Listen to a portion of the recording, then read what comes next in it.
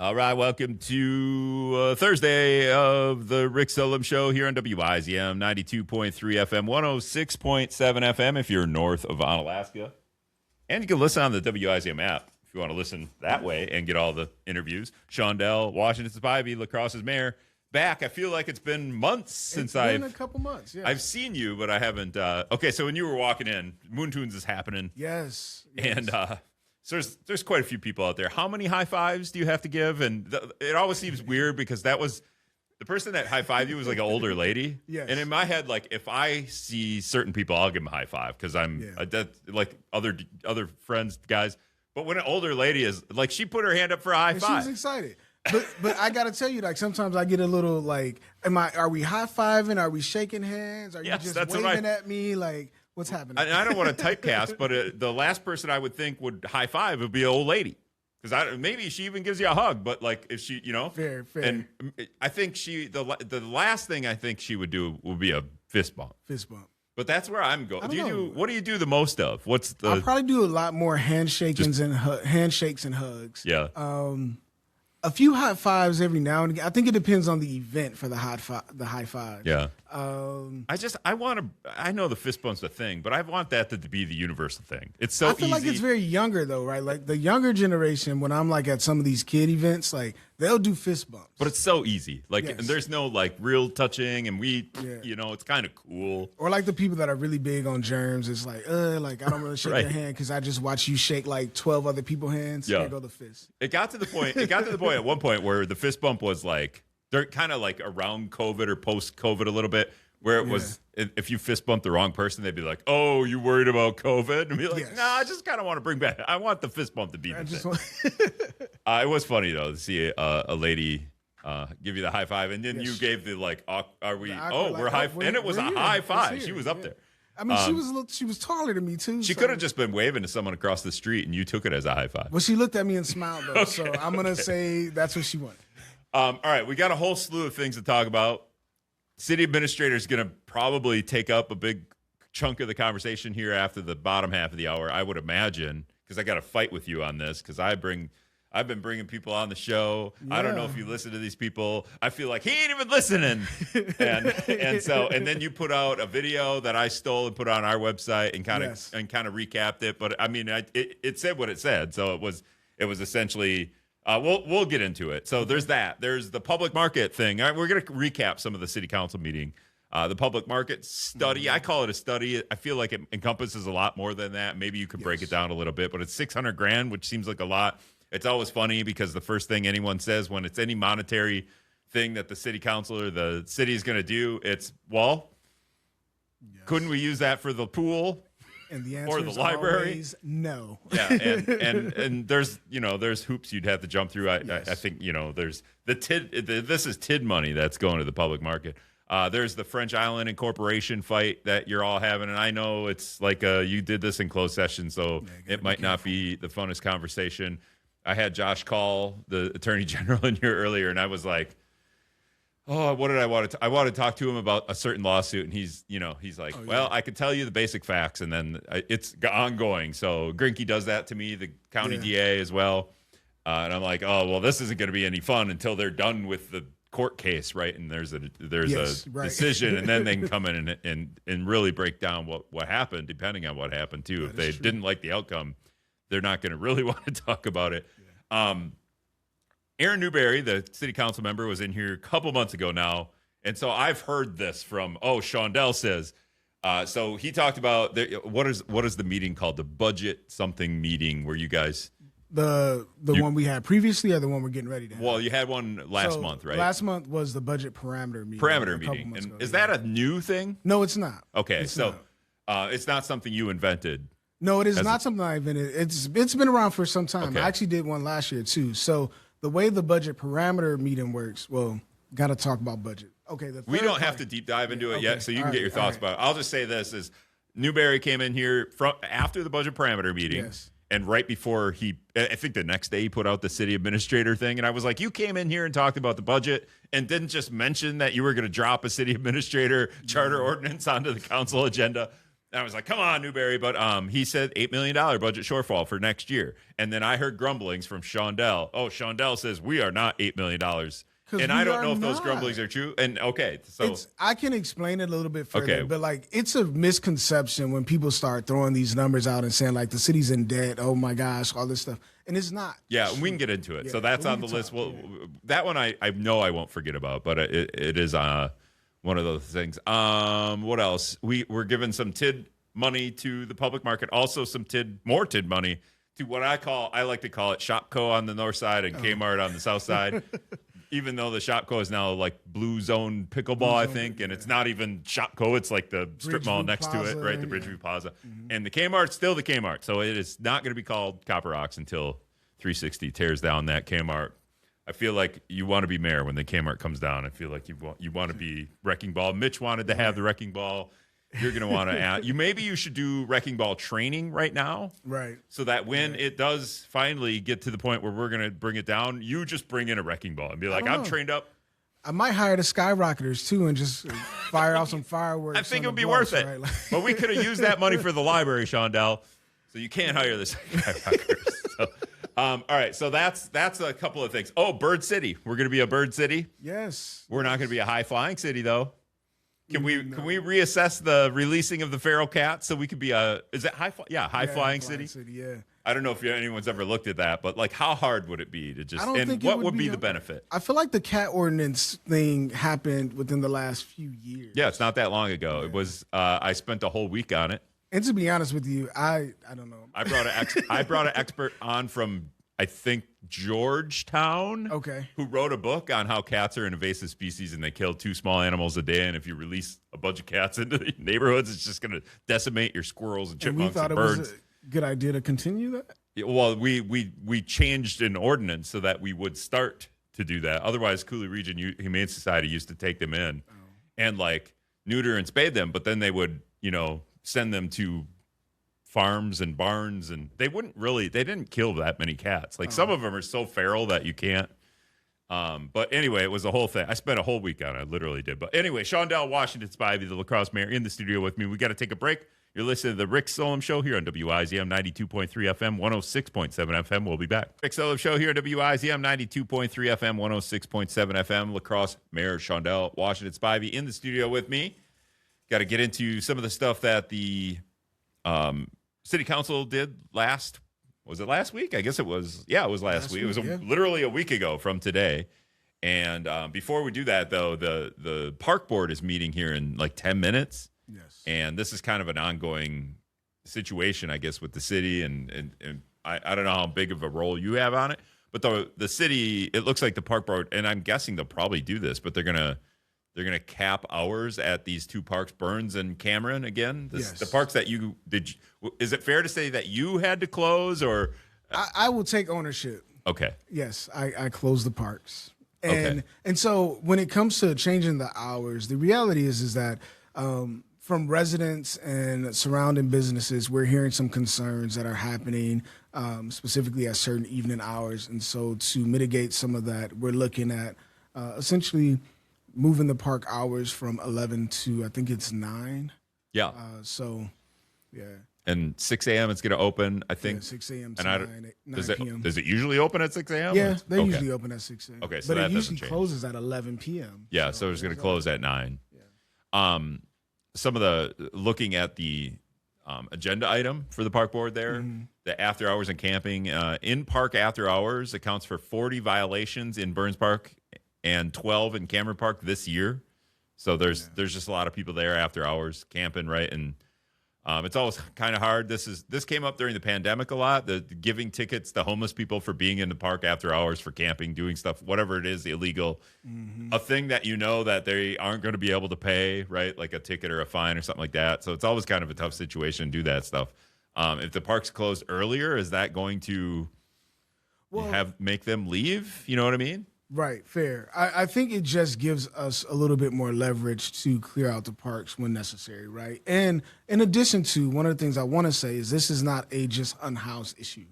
What we started noticing and what neighbors would even talk about, in that District 6 forum, this came up a lot, where it was like, we are seeing people who are sheltered, right? Like they have housing to go to. They just like hanging out at the parks. And we can unpack what that means. But what I can say is there's behaviors that continue to happen at parks that should not be. And so this is another way to be able to try to alleviate some of that as well. Yeah, I think I just made the mistake, right? Like I just assumed that the parks need to close because homeless people are there, and homeless people are camping out over there overnight. When that's probably true, but they might not be the people that are doing anything wrong. And while there's a lot of people congregating there, what happens is whether it's fights or drug drugs, activity or sex or whatever, right? Like, well, we should be able to have sex in the park. No, I mean, no, I'm just kidding. Wait a minute. I don't know how I should on the priority list here, I think drugs and fighting, and then although it is a park, so it is a park and it's public space. Yeah, so I mean, it feels frustrating, and I'm sure you feel the same frustration. Like, you probably obviously didn't want to close the parks, and you had to do that. But then the other thing too is like if it's homeless people and they don't have anywhere to go, then okay, you close the parks and then they have to go somewhere else, right? Yeah. And this is part of we're having this meeting on Monday, right? Like this will probably come up as part of it. It's just, and now I'm putting the homeless people is why the parks are closed, and it's not exactly that. But there's a meeting Monday that's going to be about homelessness, or is it going to kind of be an update from Pathways Home? Or no, what? So there's two meetings. On Monday there'll be the one specifically about homelessness, and I can explain that in a second. And then the other meeting, September 8th, is the update on Pathways Home. So that's when the city and the county will talk about all the work that they've been doing with Pathways, and we'll have city council and the county board there. Okay. This particular meeting on Monday is just for council, and it stemmed out of a place where I wanted to make sure council members understood the work that the city was doing to address the byproducts, right, of homelessness. When we talk about drugs, you talk about the violations happening at the parks. You have the chronic nuisances happen around the city, right? Like, I want our council to be well aware of what's going on and how the city is utilizing resources to address this. Now, keep in mind, it's very important for people to understand, and everybody in the community hear me say this. The city is not social services, right? We don't have human resource or human service offices and things like that. But here's the reality. This particular issue touched every department that we have at the city when it comes to homelessness.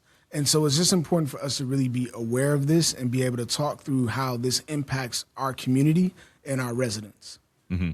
Yeah, I saw there was one of the businesses or somebody that was, I feel like it was literally the business's Facebook page shared a picture of a homeless person sleeping on the sidewalk outside their business. You might have seen that page. I did see that. And I was just like, okay, I get it. That's probably frustrating for the business, but also like that person's like hard up. Clearly they don't have anywhere to go. And now we're exploiting this person for outrage on social media, and it pisses me off.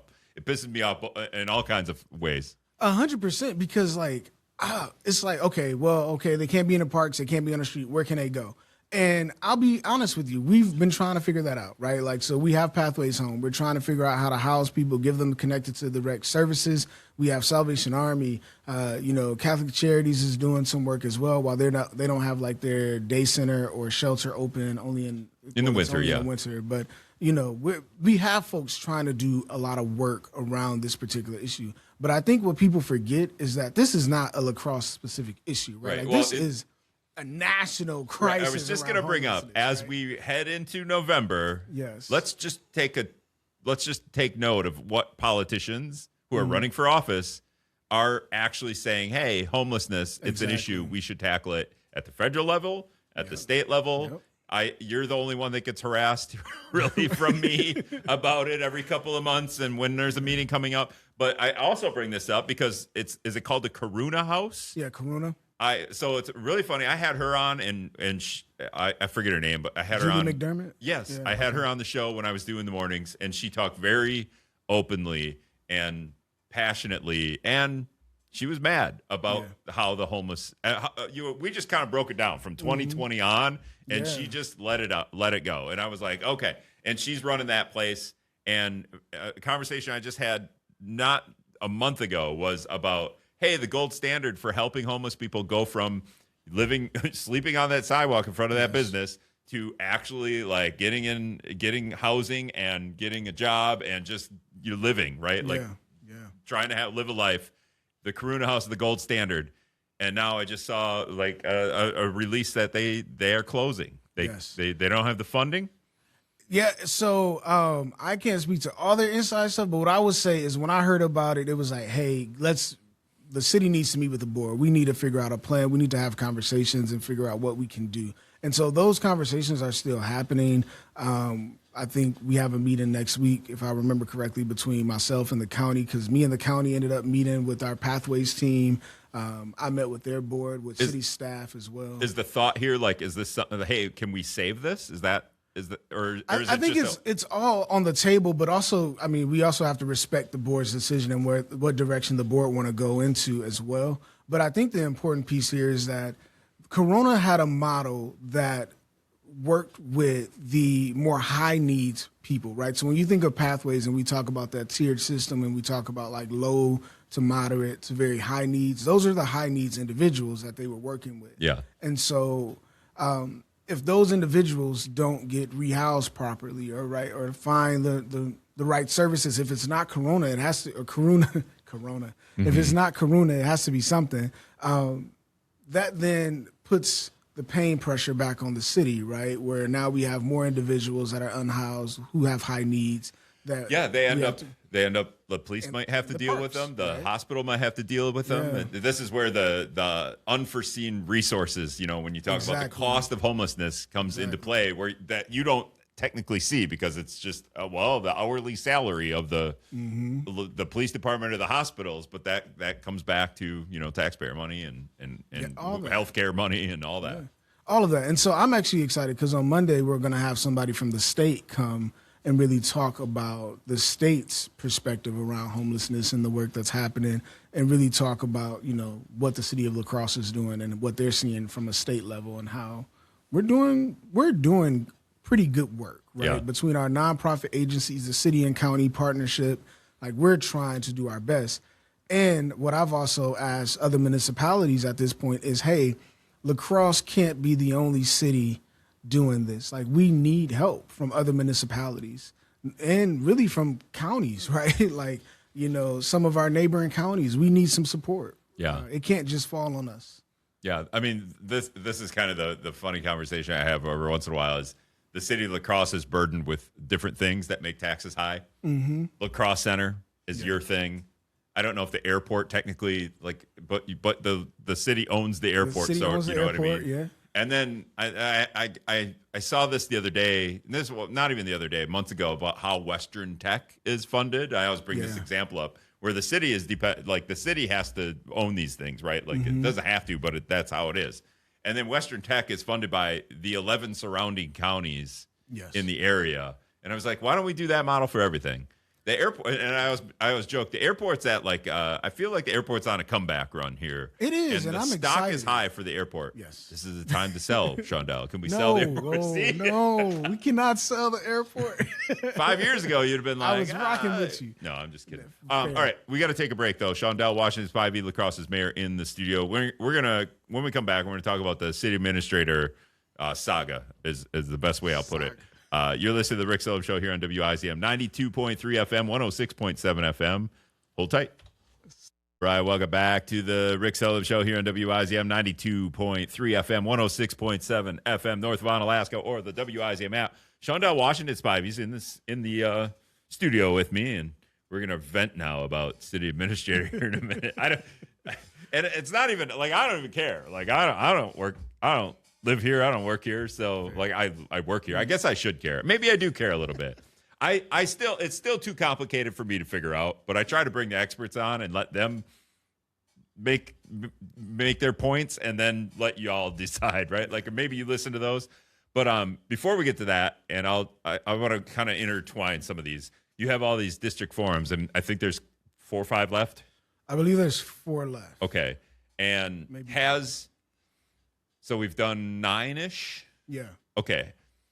I went to 1, and I missed the beginning, and then I misread the notes. Someone took notes for me about what the topics were, because I just wanted, at least in the story, the topics, and I put city administrator in there, and then in the comment section, people were like, "We didn't talk about city administrator." I'm like, then I think I texted whoever was at the forum, whoever was maybe Barb or somebody, and they were like, "No, we didn't talk about it." So I took it out of the story, and I was like, "Well, how often does city administrator come up?" Because you had 8 public meetings about it, where the council members, after the working group worked on it, the council members kind of did a little presentation, right? And like 50 people total showed up to the 8 public meetings. And now you have these council forums. I went to the one, nobody talked about city administrator.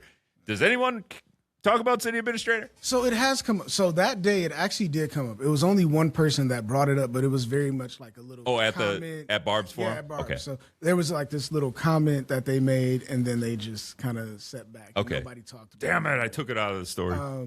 I would say that's pretty much what it's been like at the other forums. So I would say city administrator has probably come up in maybe 3 forums, and it's always been like somebody makes a comment about it, and then it's just like nobody else wants to talk about it. Because we don't know what it is. And maybe that's the whole point. Right. And maybe you don't know what it is exactly, and the city council doesn't know what it is. But everyone that I seem to talk to outside of the city, that's government experts, or I had Marvin Wanders with 360 in here, and the Chamber of Commerce has endorsed the Chamber of Commerce doesn't endorse anything, right? Like they have endorsed the idea of having, they call it like city leadership or something like that, and maybe it's you've come out with a video that we threw on our website that says you don't want this charter ordinance, or maybe you don't want city administrator at all. You've had time to think about it. My argument for you that I've just been thinking about in a while is like, you're a year and change into this job, maybe 2. Are you a year and a half, and maybe you ran on city administrator, and it took you a year and a half to figure out how to be mayor, and at this point you're like, I got it. Like, I don't need a city administrator anymore. Like, maybe we need something, but like, we don't need this high figurehead charter ordinance guy. I'm starting to figure out how to be a mayor and what it all takes, and I don't need that anymore. And people always, anybody that hears the argument of, we need a city administrator, oh, the mayor doesn't know anything. Like, right. and maybe you hear that too, and you'd be like, you know what? I do too know something, and I don't want a city administrator. So that would be my argument for it, is you've been in the job long enough that you're figuring it out. I think so. Here's my stance, right? When I talk about my campaign and folks talked about, do you support a city administrator? And I always said yes. And I always said, but it has to be the right fit for the city of La Crosse. And so getting in office, what I've noticed is that a city administrator does not look one way to every municipality, right? Like, there's different ways in which you can have city administrator, or what I like to just say, operational management, right? Operational leadership, whatever it is. So when we talk about the director of operations, we can talk about the city administrator in Racine. We can talk about director of administration, all these different things. And for me, what it boils down to is really, we haven't had the right conversation. So when I think about the history of this, you can talk like 20 years ago, people had conversations about city administrator, et cetera, et cetera. Fast forward, right, to where we are now. When I came in as mayor, Mitch Reynolds put his ordinance out, what I always call the Mitch Reynolds ordinance. Yep. He put that out. And so then I was up against that because it was, well, take away all the powers of the mayor and give it to the city administrator. And I was like, well, that doesn't make sense, right? Like, now you're just essentially creating like this figurehead that's going to eventually be phased out, because we're going to say, well, if the mayor can't do anything, why are we paying them? Well, the mayor doesn't even have, you don't have that many powers to begin with. What powers do you lose with the city administrator? Well, with that ordinance, I guess, or the one that was up for vote here. The fact that the mayor still runs the day-to-day operation, the mayor, like all department heads report to the mayor, et cetera. I just feel like there's other ways for us to do this. That is also, to be honest, a cheaper way of doing it. But you still get the same, so to speak, I guess, operations management, the same people with the educational background that we're looking for that we call city administrators. I think we only focus on the fact that the city of La Crosse of this size is the only one in the state of Wisconsin without a city administrator. Well, look at some other municipalities in the state of Wisconsin that do not have city administrators or have what I would call city administrator adjacent positions. Or how about we look across the nation, right? And not just this one thing. And I think that's my biggest gripe, is that we didn't do enough to talk through all of the options that are at our we didn't do anything. right. And that's been my argument since February. I Yes. tried to bring it up on the show so February it got voted down. Yes. And then I would say for 2 months, and then y'all wore me out. I'm like, okay, apparently we're not having the conversation because you as a mayor could have brought it up. You could have put it on an agenda. City council president can do that. Yes. A gavel of city council members can get together. 5. Okay, you need 5. That's a gavel, I think. I don't know if gavel is even an appropriate word there, but they could have did it. But nobody showed any initiative to do it. And, maybe there's a cooling off period for, February's over. I don't know. The cooling off period can't be August, right? Well, I would say the reason I only disagree is because I know what internal conversations I was having. Okay. So it's always been a plan of really bringing it back and having the conversation. I've never shied away from that. I didn't say, "Oh, I'm just going to push this off to next year." No, the plan was really to have this conversation within June was my plan, and then it got pushed out because I'm the mayor. There are also other pressing issues that happen in this city. But like I said in the meeting the one day, I said, "Well, if I knew I was on a timeline, somebody should have told me." But nobody told me I was on a timeline. The reality is February happened. In February, we did need a cooling period. If somebody tells you they didn't, they're lying. There was a lot of emotions, a lot of things that happened in February that we needed some time to let's take a break. For sure. Let's step away, and then let's have the conversation when clear heads are able to prevail. And I would say if your timeline was June, but it was and then Newberry and Slesnico co-authored the same charter ordinance that we voted on in February. Yes. Saying with no changes, and maybe that hiccuped what your plans were, but also then you put out a video that said, not this. Well, because I think the reality is we have to have the conversation. When that got put out, when Newberry did what he did, who do you think got the most flack for? Newberry. No, I'm just kidding. Absolutely not. It was me, right? It was, well, the mayor doesn't know how to do his job. We don't need a mayor. The mayor is incompetent. If the mayor, da-da-da. And I'm like, I didn't do this. Yeah, and I don't like the idea of putting the same exact charter ordinance up for a vote that was voted down in February with no discussion publicly on it. Or no discussion amongst it, where we can watch this, and that's how that works. Work it out in committee or work it out in some other public forum. But that's happening next month? Yes. So the goal is to look at it September. So what happened, let me back up. So last week when the vote took place. I should say it was voted down again. It fell one vote short of the supermajority. Two council members flipped to vote for it, Kalo and Podesky, along with everyone else that voted for it in February. But Stein voted against it, and she voted for it in February. So that was the one vote that switched. That had it fail. So it failed last week in council. And now we're reset. Clean slate. And I hope we actually are able to reset and clean slate it and then do what's necessary. Because I think what people forget is you can drop legislation all you want, but ultimately you also need to be able to bring people along with you. And I think that's the importance of having the right type of conversation and laying it all out there. So there's a meeting next month. Is it September 20th or something like that? It's not. There's not a date yet. Oh, there's not a date. There's not a date yet. You want to do it next month, or do you need more of a cooling off? Do we need another cooling off period? I mean, honestly, I need a cooling off period, but there is some plans in the work that we're working on right now. All right. Do you have any idea of what that meeting would who would be there, what it would entail? Not yet. We going to bring Mike Ford to town from Oshkosh? He's a guy I've had on a couple of times that's talked pretty logically about this. Yeah. Or educationally, I don't know. He's a city government expert probably in the state about this. So fair. Yeah, I don't know. Have you given thought to we're still working through that, the actual agenda and everything like that, but something will take place. The other thing to think about too is the city is currently going through a workforce study as well, where we're looking at our leadership and management and all these different things too. And I think that has to play a role in this as well, right? The data that we're going to get from that particular study will inform what. Do you know when that study is going to be done? I believe it is in February. So way out. Yeah. But we could have the conversation about city administrator working up to that. Right, 100%. You think your first term as mayor will be done before you think you'll have a city administrator by the end of your term? I mean, it could be adjacent to a city administrator. Public market or city administrator? You wanted to do a public market. I love the idea of the public market. Which one we getting first? All right, we're going to take a break. Shaundel Washington-Spivey in the studio with me. This is the Rick Solem Show here on WIZM 92.3 FM, 106.7 FM for your north of Alaska. We need a cooling off period. All right, welcome back to the Rick Solem Show here on WIZM 92.3 FM, 106.7 FM. We're going to wrap up here with Crosse Mayor Shaundel Washington-Spivey. I got to turn off Outcast. And did we put the city administrator conversation to bed? Do we need to move on? I mean, we can move on.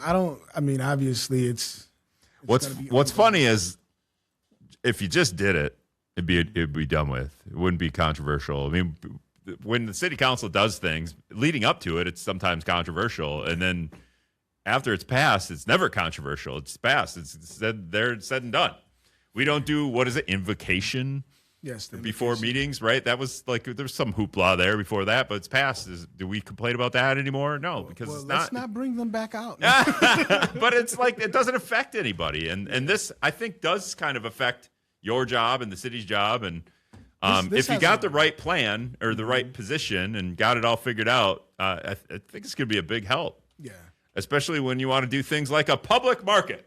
$600,000. The city council transferred some TID 11 money to this. Yes. And it's a very abbreviated way to say it. It's a study, but it's, I don't know.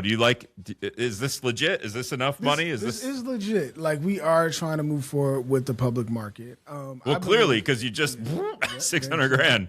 But the 600 grand also goes to, if I remember, I know this, it goes to also some revitalization work as well, like urban renewal, if you will. Yeah. So with the urban renewal as well as the public market, because the reality is that the public market is designed to be one of those, public servant entities that builds vibrancy in the community and things of that nature. And so I'm excited about it. I think it'll do great here when I'm talking to people. I'm a little worried, honestly. Why are you I feel worried? like the population isn't big enough to hold a 7-day-a-week farmer's market, so to speak. Fair, but it's more than a farmer's market. The farmer's market piece can happen on the outside. The inside, ultimately it depends on how you do it. Yeah, I've been to the Cleveland one, which is like world renowned, and Madison just opened one, and I guess you got to go to like Milwaukee. And I haven't been to the Milwaukee one, and Milwaukee has a great one too, Milwaukee right? has an amazing one. They also have a huge population. Valid, right? For the investment that you need, it'll be another regional asset. Yeah, it'll bring people to town, and the city doesn't run it, right? This is a private entity who would run it, so.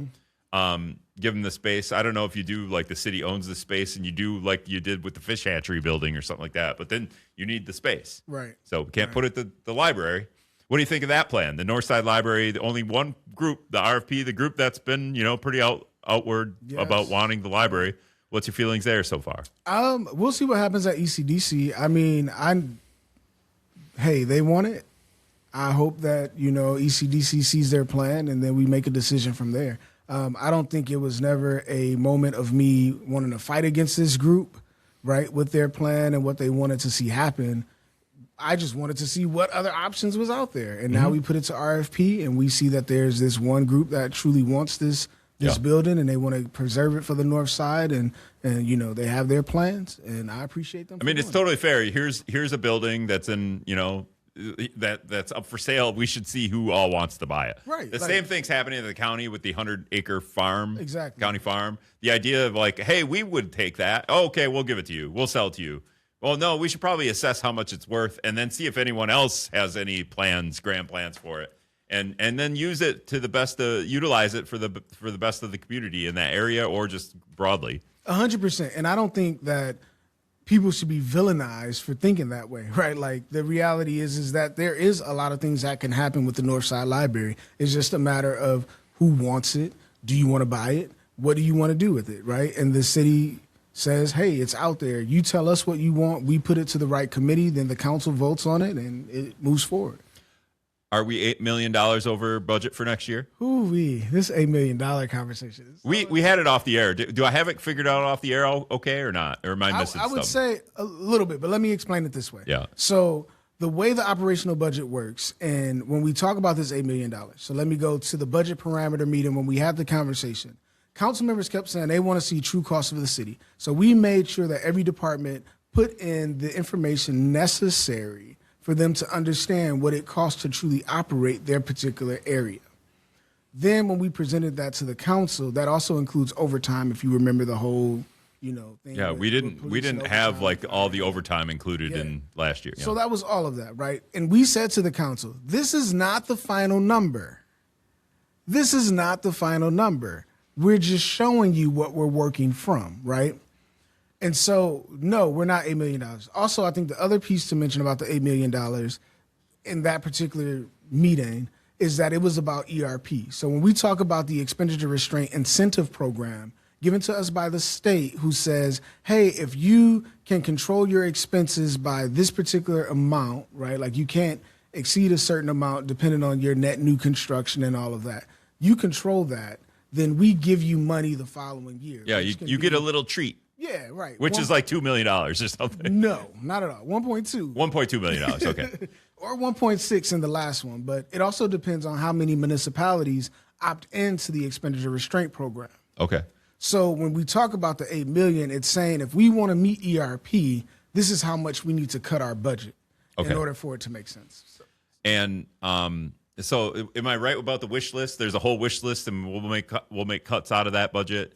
No, or am I not right? Okay. I wouldn't say the wish list. I would say it's like what are the real needs of that particular department, and then we also have departments who come in and say like, we're not going to increase our budget too much because we know that we're going to end up needing to cut some stuff. Okay, and then because you're $3 million higher than you were last year, but some of that has been exposed because some of that was hidden from last year. Also, healthcare costs are going crazy. Listen, healthcare is a whole nother thing. Yes. And we're out of time, so we can't talk about it. But that's Crosse Mayor Shaundel Washington-Spivey. Thanks for coming in, man. Thank you. Always good to be here. All right. Thanks, everybody, for listening to WIZM 92.3 FM, 106.7 FM. We'll be back tomorrow with Chergosky.